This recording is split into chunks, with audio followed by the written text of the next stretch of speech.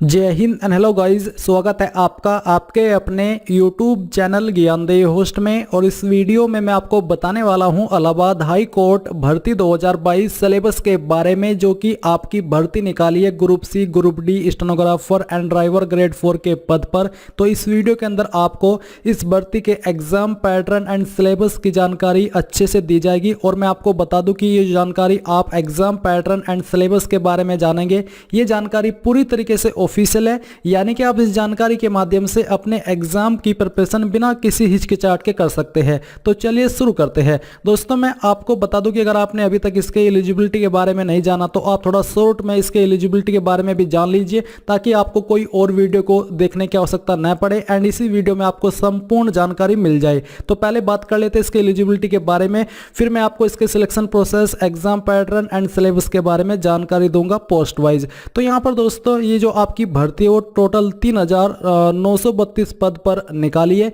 इसमें आपके group C and group D के पोस्ट है। और यहाँ पर अप्लाई करने के लिए आपसे क्या क्वालिफिकेशन मांगी है वो आप यहाँ पर थोड़ा आगे देखिएगा। पहले आप ये जान लीजिए कि कौन सी पोस्ट को कौन से ग्रुप के अंदर रखा है और उसके लिए टोटल कितनी वैकेंसी है। जैसे कि ग्रुप सी के अंदर ये सभी पोस्ट है और ग्रुप डी के अंदर ये सभी पोस्ट है, और जिनके लिए कितने पद है वो आप यहाँ पर देख सकते हैं। क्वालिफिकेशन की अगर बात करें तो जो आपकी स्टेनोग्राफर ग्रेड 3 हिंदी की पोस्ट है, इस पर अप्लाई करने के लिए ग्रेजुएट विद डिप्लोमा ये क्वालिफिकेशन मांगी है। स्टेनोग्राफर ग्रेड 3 इंग्लिश पर अप्लाई करने के लिए भी सेम क्वालिफिकेशन मांगी गई है।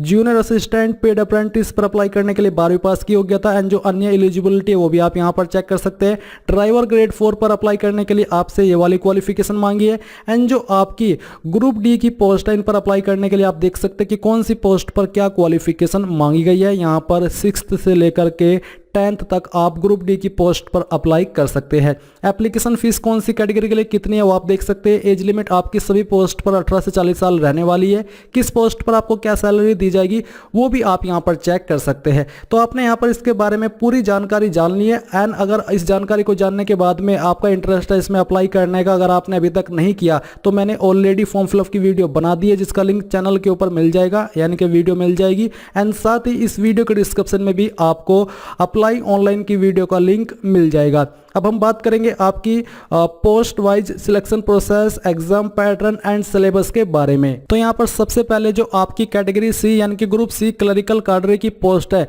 इनके बारे में बात करते कि इन पोस्ट का एग्जाम पैटर्न कैसा है। पहले तो आप ये जान लीजिए कि इसके अंदर आपकी कौन कौन सी पोस्ट है। इसके अंदर है आपकी जूनियर असिस्टेंट और पेड अप्रेंटिस की पोस्ट। तो यहाँ पर इसका जो एग्जाम पैटर्न है वो कैसा रहने वाला है वो आप यहाँ पर ऑफिशियल नोटिफिकेशन से जानेंगे, यानी कि पूरी जानकारी आपको ऑफिशियल वे में दी जाएगी। तो आप यहां पर देख सकते हैं सिलेक्शन प्रोसेस की आपको जानकारी दी है। इसमें आपका जो स्टेज फर्स्ट है कॉमन ऑफलाइन रिटन एग्जाम, यानी कि ये आपका ऑफलाइन एग्जाम होगा जिसको आप OMR बेस्ड बोलते हैं। एंड इसमें जो आपका स्टेज फर्स्ट का एग्जाम पैटर्न रहने वाला है वो कुछ इस प्रकार रहेगा। इसमें आपका हिंदी सब्जेक्ट रहेगा, इंग्लिश रहेगा, जनरल स्टडीज रहेगा और मैथमेटिक्स रहेगा। इसके लिए आपको 100 मार्क्स दिए जाएंगे। टाइम आपके पास 90 मिनट यानी कि 1.5 घंटे का होगा। एग्जामिनेशन विल कैरी 100 क्वेश्चन और एग्जाम के अंदर आपके 100 ही क्वेश्चन होंगे, यानी कि आपको एक क्वेश्चन के लिए 1 नंबर दिया जाएगा। फिर यहाँ पर दोस्तों आपका इसमें स्टेज 2 होगा, जिसमें कि Hindi and English type test होगा ऑन कंप्यूटर। तो यहाँ पर जो आपकी स्पीड है 25 word per minute for Hindi, and अगर आप इंग्लिश की टाइपिंग करेंगे तो आपकी स्पीड 30 वर्ड पर मिनट होनी चाहिए। इसमें यहाँ पर एक आके 25 marks for Hindi typing and 25 marks for English typing, यानी कि 25 मार्क्स हिंदी टाइपिंग के लिए मिलेंगे और 25 ही मार्क्स आपको इंग्लिश टाइपिंग के लिए मिलेंगे। और मिनिमम क्वालिफाइंग मार्क्स यहाँ पर आपके 10 होने वाले 25 में, यानी कि 25 में से आपको कम से कम 10 नंबर प्राप्त करने होंगे। अब यहाँ पर है there shall be no negative marking for incorrect answer, यानी कि यहाँ पर ये जानकारी मुझे बताते हुए आपको खुशी हो रही है कि इसके अंदर कोई भी नेगेटिव मार्किंग नहीं होने वाली है। और ये आपको बता करके मुझे इतना अच्छा लग रहा है, क्योंकि जिन कैंडिडेट के अंदर तुक्का मारने की अद्भुत कला है वो इस अद्भुत कला का यहाँ पर खुल करके प्रदर्शन कर पाएंगे। उनको कोई भी रोकने टोकने वाला नहीं है। आप इस कला को खुल करके दिखाइए। यहाँ पर आपको बदले में लेने के देने नहीं बल्कि लेने के लेने ही पड़ेंगे। कई बार क्या होता है कि नेगेटिव मार्किंग होती है, तो ऐसे में जिन कैंडिडेट के अंदर तुक्का मारने की अद्भुत कला होती है वो उस कला को वहां पर नहीं दिखा पाते। अपने आप को उन्हें कंट्रोल रखना होता है, उसी लेवल का जैसे कि वेलकम मूवी में उदय सेट्टी भाई ने किया था, क्योंकि वहां पर उदय सेट्टी भाई ने अपने ऊपर कंट्रोल करके घुंघरू सेठ को मारने से रोक लिया था। तो ऐसे में आपको उसी लेवल का कंट्रोल करना होता है अगर कहीं पर निगेटिव मार्किंग दिख जाती है। बट यहाँ पर जैसे कि मैंने आपको कहा कि कोई निगेटिव मार्किंग नहीं है, तो आप इस कला का खुल करके प्रदर्शन कीजिए, आपको कुछ ना कुछ तो उसका जो फायदा है वो मिलेगा ही। ये जो मैंने आपको इस अद्भुत कला के बारे में यहाँ पर जानकारी दी है या फिर कुछ बातें कही है, ये थोड़ा सार्कास्टिक वे में कही है, तो आप ऑफेंड ना होकर के बात को एंजॉय कीजिएगा। अब गाइज इसके जो कुछ अन्य पॉइंट्स है वो भी आप देख लीजिए। आपको बोला है the question paper of stage first written exam will be available in both English and Hindi language,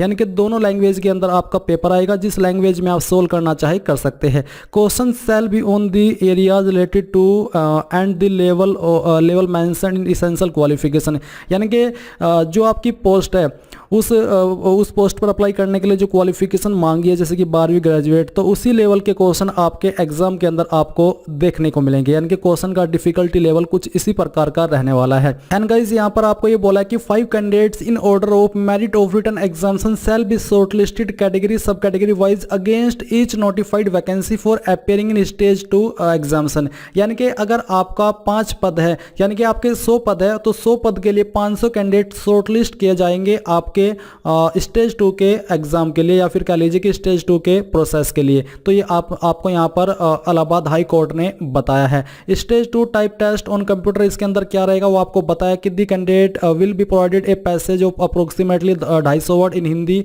type test, यानी कि आपको 250 वर्ड का एक पैसेज दिया जाएगा। इसको टाइप करने के लिए आपको 10 मिनट का समय मिलेगा। इसी प्रकार से आपको इंग्लिश का पैराग्राफ दिया जाएगा एंड फिर आपका यहाँ पर इंटरव्यू भी होने वाला है। Interview shall not be part of selection process, ये जो इंटरव्यू होगा ये सिलेक्शन प्रोसेस का पार्ट नहीं है, बट ये आपसे लिया जाएगा, यानी कि आपका इंटरव्यू होगा, बट इसका जो कोई नंबर है वो आपको नहीं दिया जाएगा।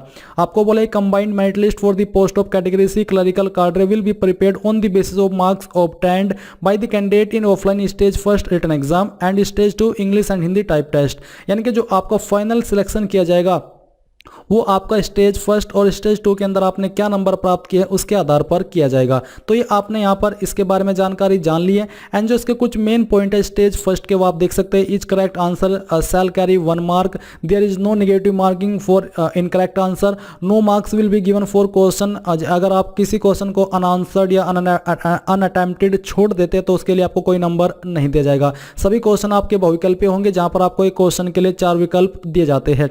तो ये हुई आपके इसके एग्जाम पैटर्न की जानकारी। इसके बाद हम बात करेंगे आपके category D cleric cadre post के बारे में।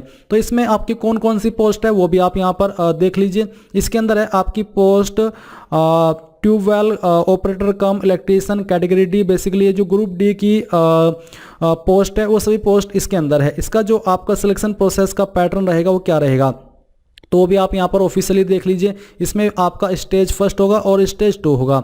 इसमें जो स्टेज फर्स्ट है उसका जो पैटर्न है वो भी आपका सेम रहेगा, जैसे कि मैंने अभी आपको वीडियो के शुरुआत में जो क्लरिकल सी की पोस्ट थी उसके अंदर बताया है। यानी कि आपका एग्ज़ाम के अंदर 100 क्वेश्चन आएगा, उसके लिए आपको 100 नंबर दिया जाएगा। एग्जाम करने के लिए 90 मिनट का आपके पास समय होगा। Hindi, English, general studies, mathematics से आपके क्वेश्चन आएंगे। फिर स्टेज 2 आपका रिटन एग्जाम ही है। इसमें भी आपको 1.5 घंटे का समय मिलेगा। इसके अंदर भी आपके 100 क्वेश्चन होंगे और यहाँ पर भी आपका हिंदी, इंग्लिश यानी कि सेम सब्जेक्ट से आपके क्वेश्चन आने वाले हैं। बस स्टेज 2 में आपके थोड़े डिफिकल्ट लेवल के क्वेश्चन होंगे, स्टेज फर्स्ट में थोड़े आपके सिंपल से क्वेश्चन होंगे। फिर यहाँ पर भी आपकी कोई नेगेटिव मार्किंग नहीं है। इसमें आपको बोला है कि stage first written exam pattern same रहेगा, ऑफलाइन बेस्ड एंड 100 क्वेश्चन होंगे बहुविकल्पीय टाइप।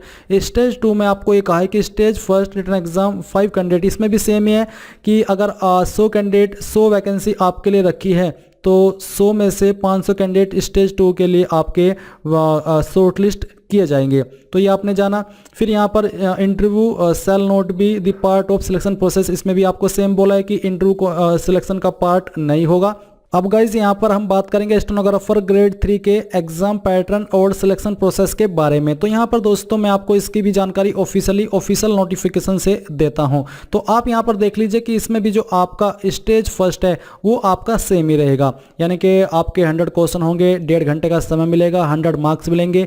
स्टेज 2 के अंदर आपकी यहाँ पर टाइपिंग होगी 25 वर्ड पर मिनट, हिंदी की अगर करेंगे तो आपकी स्पीड होनी चाहिए और इंग्लिश की करेंगे तो 30 वर्ड पर मिनट स्पीड होनी चाहिए। बेसिकली जो मैंने आपको पहले वाले स्टेनोग्राफर पोस्ट के लिए आपका एग्जाम पैटर्न बताया था, सेम पैटर्न आपका यहाँ पर फॉलो होगा। बट यहाँ पर आप देखेंगे कि स्टेज 2 के अंदर आपके 2 पार्ट है। पहला पार्ट है आपका 25 मार्क्स के लिए, जैसा कि आप यहाँ पर देख सकते हैं। एंड इसमें स्टेज 2 में आपका पार्ट भी है हिंदी इंग्लिश स्टेनोग्राफी टेस्ट, यानी कि आपका इसमें स्टेनोग्राफी टेस्ट भी होगा। हिंदी स्टेनोग्राफर के लिए आपको 80 word per minute in short hand in Hindi and 30 word per minute in English typing in Hindi on computer.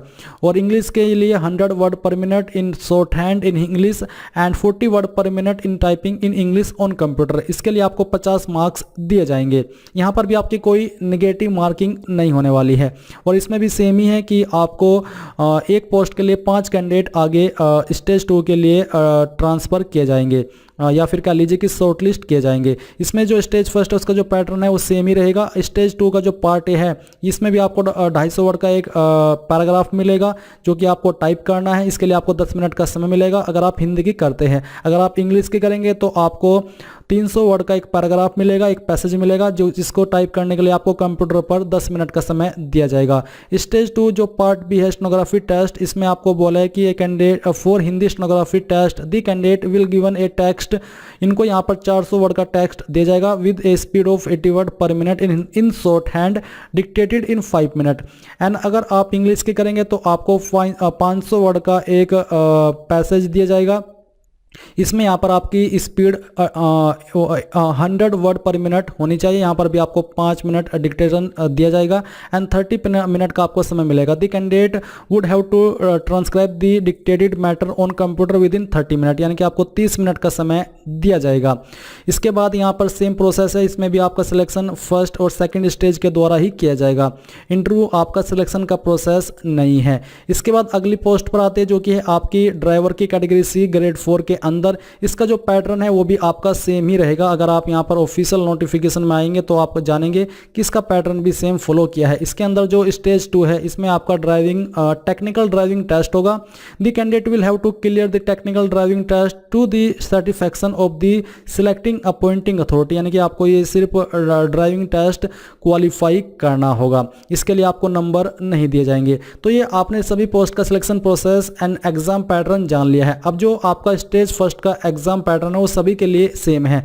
तो जो इसके अंदर सब्जेक्ट जैसे कि general Hindi, general studies, Hindi, mathematics, English, आप यहाँ पर देख सकते हैं कि इन टॉपिक्स के ऊपर आपका फोकस किया जाएगा। जनरल स्टडीज में वैसे तो काफ़ी सारे टॉपिक्स होते हैं बट ये वो मेन टॉपिक है जिनसे आपके क्वेश्चन आएंगे एंड जिस लेवल की आपकी पोस्ट होगी उसी लेवल के डिफिकल्टी क्वेश्चन आपको इन सब्जेक्ट के अंदर देखने को मिलेंगे। तो यहाँ पर आप देख सकते हैं मैथमेटिक्स के इन टॉपिक से क्वेश्चन कवर किए जाएंगे, इंग्लिश में आपके इन टॉपिक से क्वेश्चन आएंगे, हिंदी में आपके यहाँ से आएंगे और स्टडीज़ में आपके यहाँ से आएंगे। बेसिकली आपको सभी टॉपिक्स की जानकारी दी गई है एंड अन्य सिलेबस की जानकारी भी आपको यहाँ पर अच्छे से दी गई है। आई होप आपको पूरी जानकारी मिल गई होगी। अगर आपका कोई सवाल कोई डाउट रह गया तो आप कमेंट के माध्यम से पूछ लीजिएगा। Thanks for watching. जय हिंद।